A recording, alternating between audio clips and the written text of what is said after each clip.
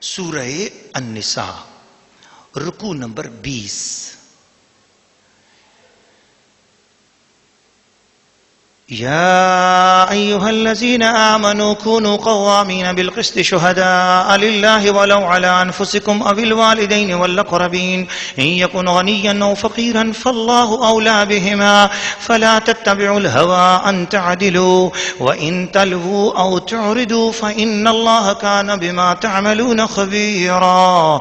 يا أيها الذين آمنوا بالله ورسوله والكتاب الذي نزل على رسوله والكتاب الذي أنزل من قبل ومن يكفر بالله وملائكته وكتبه ورسله واليوم الآخر فقد ضل ضلالا بعيدا.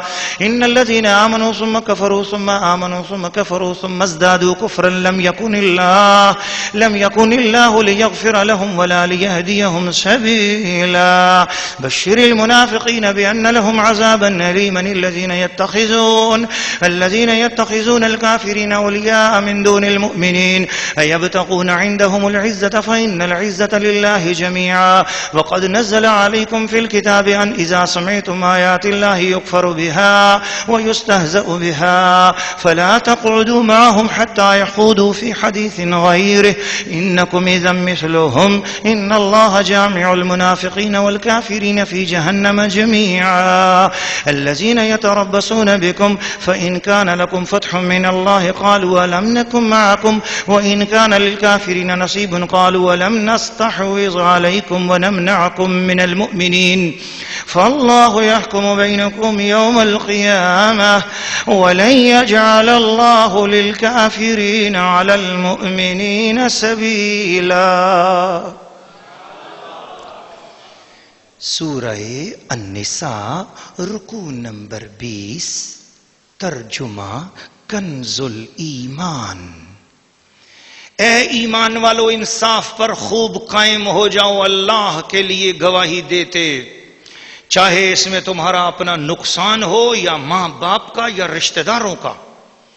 جس پر گواہی دو وہ غنی ہو یا فقیر ہو، بہرحال اللہ کو اس کا سب سے زیادہ اختیار ہے، تو خواہش کے پیچھے نہ جاؤ کہ حق سے الگ پڑو.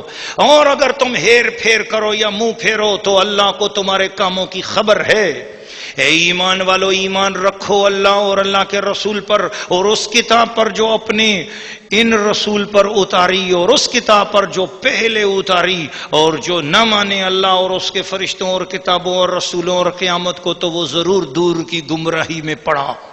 بے شک وہ لوگ جو ایمان لائے پھر کافر ہوئے، پھر ایمان لائے پھر کافر ہوئے اور کفر میں بڑھے، اللہ ہرگز نہ انہیں بخشے نہ انہیں راہ دکھائے.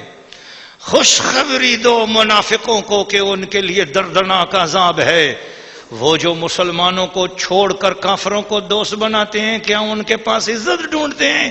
تو عزت تو ساری اللہ کے لیے ہے.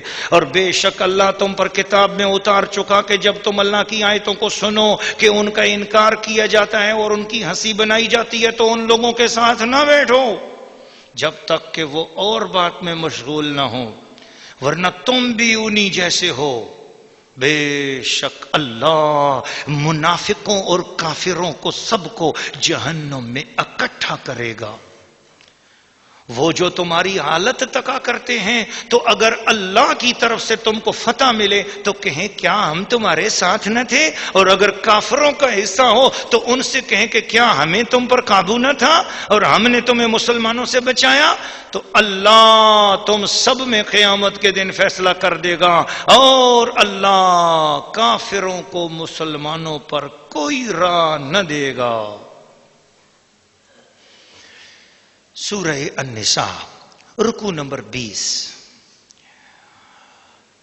ناظرین و ناظرات، اس کی تفسیر میں دراصل ایمان والوں کو یہ کہا گیا کہ انصاف پہ خوب قائم رہو، سچی بات کیا کرو، جھوٹی بات مت کیا کرو، اور سچ کہنے میں کسی کا لحاظ نہ کرو، چاہے وہ سچی بات کہتے ہوئے تمہارے اپنے خلاف وہ بات جاتی ہو، ماں باپ کے خلاف جاتی ہو یا تمہارے رشتہ داروں کے خلاف جاتی ہو. اگر گواہی کا مسئلہ آ رہا ہو، ایک طرف تمہارے ماں باپ غلطی پر ہیں، تمہارے رشتہ دار غلطی پر ہیں، تم خود غلطی پر ہو، لیکن گواہی میں بات یہ کہ سچ بولنے سے تمہارا پردہ کھل رہا ہے، کھلنے دو مگر سچ بولو. اپنے اوپر آنچ آتی تو آنے دو، اللہ دیکھے گا کہ اس نے اپنے اوپر آنچ لائی مگر سچ بولا ہے، خدا اس کا بہت بڑا اجر عطا فرمائے گا. اور اگر گواہی غریب کے حق میں دینی ہو تو تب بھی، اور امیر کے حق میں دینی ہو تو تب بھی سچ کا دامن ہاتھ سے نہ جانے دو. خواہشوں کے پیچھے کبھی نہ چلنا. نفس کی خواہشیں تو انسان کو 1 منٹ میں اندھا کر دیتی ہیں، اپنے نفس کی خواہشات کے پیچھے نہ چلنا. ہاں، اس رسول کے پیچھے چلو جو اس کتاب والا رسول ہے، اور ایمان ان کتابوں پر بھی رکھو جو پہلے آئی ہیں، اور پہلے سارے رسولوں کو بھی مانو. دراصل اس میں کچھ 1-2 واقعات بھی ہیں، مگر میرے پاس وہ واقعات سنانے کا وقت نہیں ہے. میں صرف ان آیات کا خلاصہ کرتے ہوئے آپ کے سامنے یہ بات رکھ رہا ہوں کہ پھر اللہ پاک نے فرمایا کہ وہ لوگ جو ڈھل مل یقین والے ایمان والوں سے دیکھتے رہتے ہیں، جب کوئی فتح کی بات ہوتی کہ جناب ہم بھی تو آپ کے ساتھ ہیں، اس غنیمت میں سے تھوڑا سا ہمیں مل جائے. اور اگر کافروں کو کوئی فتح مل جائے تو پھر فوراً ان کے پاس چلے جائیں، جناب ہم اگر ان کے ساتھ مل کر جنگ کرتے تو آپ تو کبھی فتح نہ پا سکتے، یہ ہم ان کے ساتھ نہیں تھے نا، تو اسی وجہ سے آپ جیت گئے ہیں، تو چلو اس میں سے ہمارا حصہ بھی دو. تو کافر جیتے ہیں تو ان کے پاس چلیں گے لینے کے لیے، مسلمان جیتے تو مسلمانوں کے پاس آ گئے. تو اللہ تعالیٰ فرماتا ہے یہ منافقت، یہ دغا بازی، یہ چور بازاری چھوڑو. اگر سچے ہو سکتے ہو تو سچے ہو جاؤ، لیکن اگر ایمان لایا پھر کفر کیا، پھر ایمان لایا پھر کفر کیا، سن لو کبھی تمہیں معاف نہیں کروں گا. اب توبہ بھی کرو گے تو قبول نہیں کروں گا. تم نے کیا طریقہ اختیار کر لیا؟ یہ ہے مرتد کی سزا. مرتد جو ہو جاتا ہے پھر اس کے لیے اللہ پاک نے قرآن مجید کے دوسرے مقام میں فرما دیا بس اس کی اب توبہ تم نہیں کرو. حضور کا زمانہ تھا، سرکار دو عالم صلی اللہ تعالیٰ علیہ وسلم کے زمانے اقدس میں حضور مختار کل سرکار دو عالم صلی اللہ علیہ وسلم نے اپنی حیات میں جس مرتد کی توبہ قبول فرمائی، یہ حضور کا اختیار تھا. آج کسی کے پاس یہ اختیار نہیں. جو شخص ایک بار مرتد ہو گیا، اب اگر وہ گستاخ ہے، معاند ہے، اور اس نے ارتداد کرتے ہوئے مسلمانوں کو دکھ پہنچایا، حضور علیہ السلام کی بےدبی یا گستاخی کر کے مرتد ہوا ہے، تو ایسا مرتد اگر کلمہ پڑھے اور دوبارہ مسلمان ہونا چاہے، ٹھیک ہے وہ کلمہ پڑھے، اس کا معاملہ اور اس کے اللہ کا معاملہ ہے. مسلمانوں پر واجب ہے کہ آپ اس کو مار ڈالیں، اسے قتل کریں، اب اسے زندہ نہیں چھوڑ. زندگی کا اس کا حق کوئی نہیں ہے. اس نے اللہ کے محبوب کی شان میں گستاخی کی، قرآن کی شان میں اگر گستاخی کی، اور دین اسلام کے شاعر کا اگر مذاق اڑایا، پھر اسے زندہ رہنے کا حق نہیں ہے. اور اسلامی حکومت کا یہ کام ہے کہ اس کو سزا دے. پھر انہی باتوں کے حوالے سے یہ فرمایا کہ یحکم بینکم یوم القیامہ.